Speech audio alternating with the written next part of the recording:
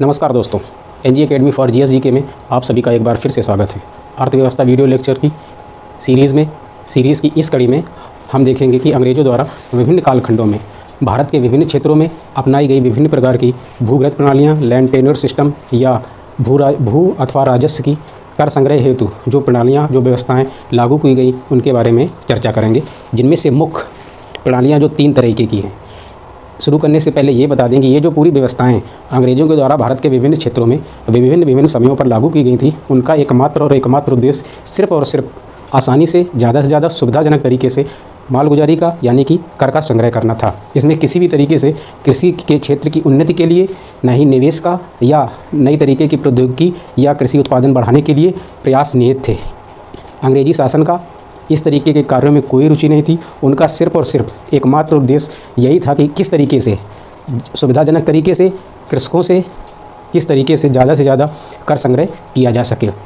इसमें से जो पहली जो मुख्य 3 प्रणालियाँ, 3 व्यवस्थाएं जो विभिन्न समयों पर अलग अलग क्षेत्रों में भारत के लागू की गई, उनमें से पहली थी जमींदारी व्यवस्था, दूसरी रैयतवाड़ी, तीसरी महलवाड़ी।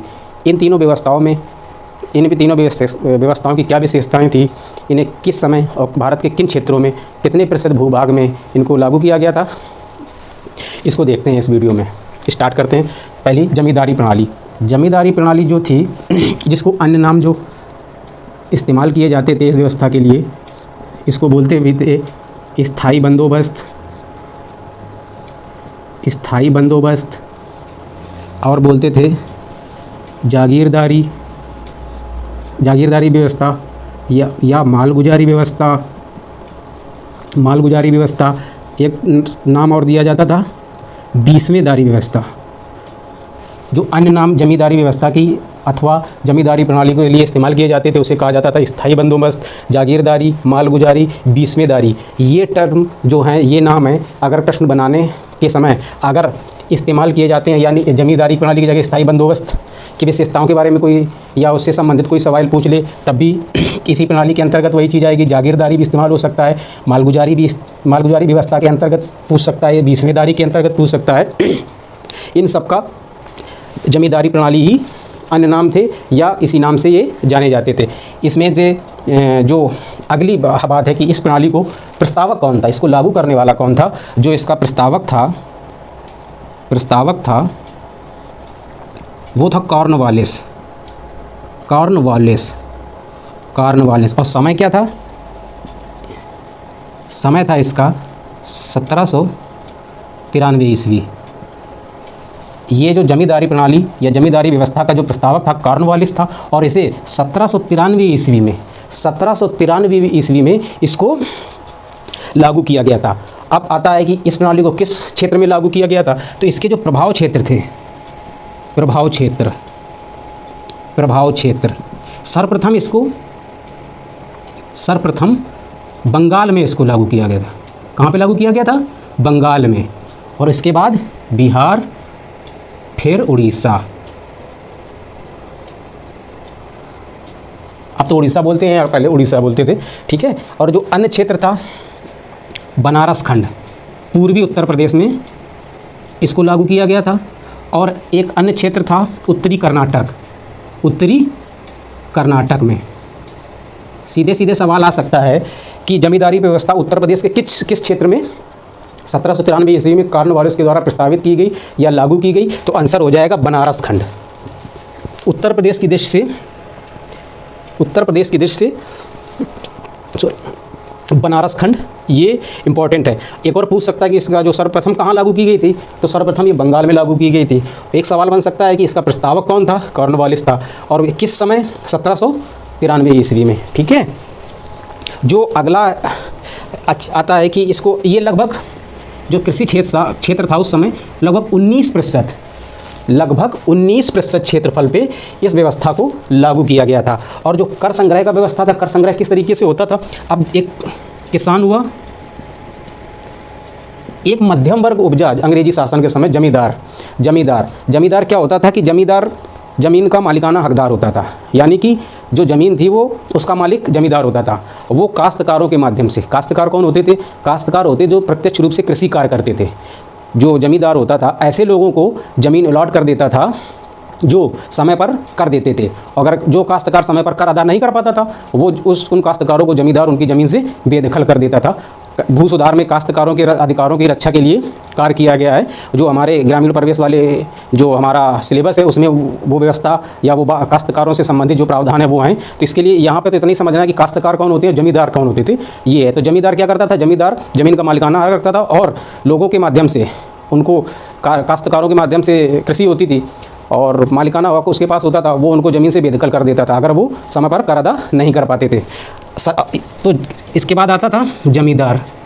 ज़मींदार भाई साहब क्या करते थे, किसानों से कर संग्रह करते थे। अभी बताया ना कि काश्तकार जो खेती करते थे, जो कर अदा करते थे समय पर, उन्हीं को ज़मीन देता था ज़मींदार। तो जो कर संग्रह होता था किसानों से, वो ज़मींदार संग्रह करता था और उसका 10/11वां भाग 10/11वां भाग कहाँ जमा करता था, सरकारी कोष में, सरकारी कोष में, सरकारी कोष में। और उसका 1/11वां भाग 1/11वां भाग स्वयं रख लेता था।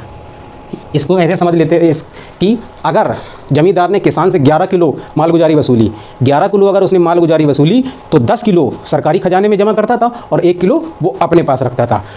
इस प्रणाली में इतनी डिटेल्स हमारी परीक्षा के लिए पर्याप्त है। हमको इससे ज़्यादा और पढ़ने की, समझने की ज़रूरत नहीं है। कुछ टर्म है जो हमको बिल्कुल कंठस्थ कर लेने, याद कर लेने, लर्न कर लेने। इसका प्रस्तावक कौन था, इसके प्रस्तावक का ये किस समय लागू की गई और प्रभाव क्षेत्र कौन था, और इसमें जो मालगुजारी होती थी उसका वसूली किस तरीके से, कर संग्रह किस तरीके से होता था। सिर्फ इतनी डिटेल हमारी पर्याप्त है। राज्य व्यवस्था में भी ये आपको देखने को मिलेगा। तो ये दोनों विषयों के लिए चीज़ें तैयार होगी। महलवाड़ी, सबसे पहले समझते हैं कि महलवाड़ी क्या होता था। महलवाड़ी होता था ग्राम समुदाय, उसको महाल कहा करते थे। कि जो कई किसानों का जो एक समूह होता था, जो ग्राम समुदाय होता था, जो कृषि करने वाले कई समूह होते थे, उसको ग्राम समुदाय यानी महाल कहा जाता था। और जो भूमि पर अधिकार होता था इन्हीं का होता था। इसमें जमींदार जैसा कोई जो भूभाग पर अधिकार इन्हीं का होता था, महाल का या ग्राम समुदाय का। ठीक है, ये जो ग्राम समुदाय हुआ करते थे, जो काश्तकार होते थे, कृषि करने वाले जो लोग होते थे, उसके जो समूह होते थे उसको महाल कहा जाता था। जो ग्राम समुदाय होते थे उनको महाल कहा जाता था। और भूभाग में भी उन्हीं का अधिकार होता था। और इस व्यवस्था का जो प्रस्तावक था हॉल्ट मैकेंजी, और समय इसका क्या था, 1822 ईस्वी। ठीक है, हॉल्ट मैकेंजी था इसका प्रस्तावक और इसका समय था 1822 ईस्वी में। और प्रभाव क्षेत्र देखेंगे इसका, प्रभाव क्षेत्र देखेंगे इसका। तो संयुक्त प्रांत मतलब आज का यूनाइटेड प्रोविंस या यूपी, मध्य प्रांत,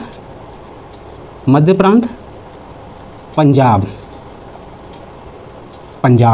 ठीक है, और इसमें जो लगभग 30% जो कृषि क्षेत्र था, 30% कृषि भाग पर, 30% कृषि क्षेत्र पर लागू किया गया था। इसको महलवाड़ी प्रणाली को। और इसमें जो मालगुजारी हुआ करती थी सरकार द्वारा तय होती थी, वो वेरी करती थी। 30% से विभिन्न समय में 80% तक पहुंची है। और इसमें क्या होता था, इस प्रणाली में जो ग्राम समुदाय होते थे उनका भूमि पर अधिकार होता था, वो उत्पादन करते थे और प्रत्यक्ष रूप से या डायरेक्टली वो सरकारी कोष में जमा करते थे। कुल उत्पादन अगर 30%, कुल उत्पादन हुआ 100 तो उसका लगभग 100 किलो हुआ तो उसका लगभग 30 किलो सरकारी खजाने में। अगर कोई सिरफिरा टाइप का आ गया गवर्नर या कोई अधिकारी, तो वो मालगुजारी का जो प्रतिशत था उसको बढ़ाता रहता था। तो इसमें ना जमींदार टाइप का कोई ऐसी चीज़ नहीं थी। इसमें माल थे, ग्राम समुदाय जिसको कहा करते थे, वो समूह में खेती करते थे और जाके अपना जो मालगुजारी थी, कर थी, वो सरकारी कोष में जमा कर देते थे। ठीक है, अब देखते हैं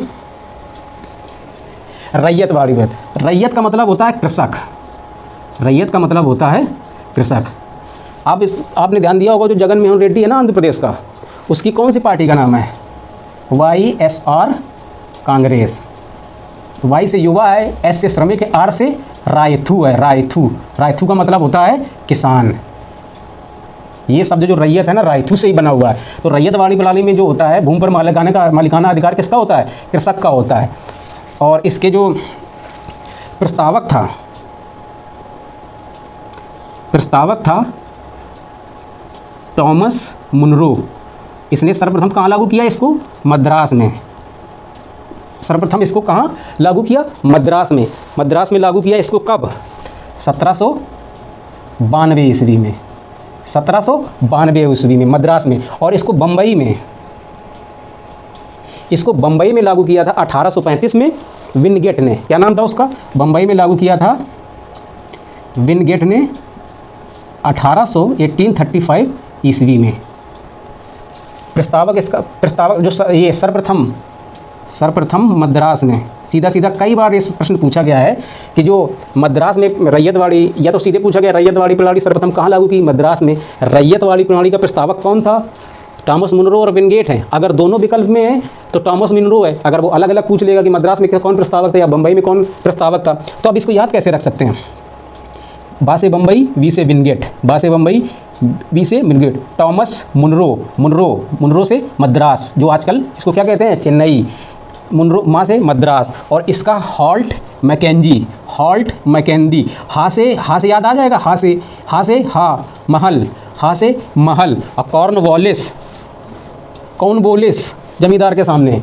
कॉर्नवालिस जमींदार के सामने। तो इसके प्रस्तावक जमींदार का हो गया कॉर्नवालिस, महल हॉल्ट मैकेंजी, और रैयतवाड़ी का हो गया मुनरो। कहाँ का? मद्रास ने इसने लागू किया, बम्बई में लागू किया, विनगेट ने 1835 में। इसमें हमको जो समय है इस प्रस्तावना का, मतलब जब प्रस्तावित की गई या लागू की गई, वो याद रखना है। और प्रस्तावक कौन कौन है, वो कौन है, समय क्या है उसका, वो प्रभाव क्षेत्र। तो समझ में ये आ गया होगा कि मद्रास में, बम्बई में और असम में। और जो कितने प्रतिशत क्षेत्र में? लगभग 51% जो कृषि क्षेत्र था उसमें ये रैयत वाली प्रणाली लागू की गई थी। कितने प्रतिशत क्षेत्र में? 51% एरिया में रैयत वाली प्रणाली लागू की गई थी। जो अंग्रेजी शासन के समय जो भू राजस्व व्यवस्थाएं लागू की गई थी, जो मुख्य थी, वो आपको बता दी गई हैं। जो अभी तक प्रश्न आए हैं इन्हीं तीनों में से आए हैं। जो संभावित प्रश्न हैं उसके बारे में भी चर्चा कर ली है। और इस वीडियो में सिर्फ इतना ही। नमस्कार, जय हिंद।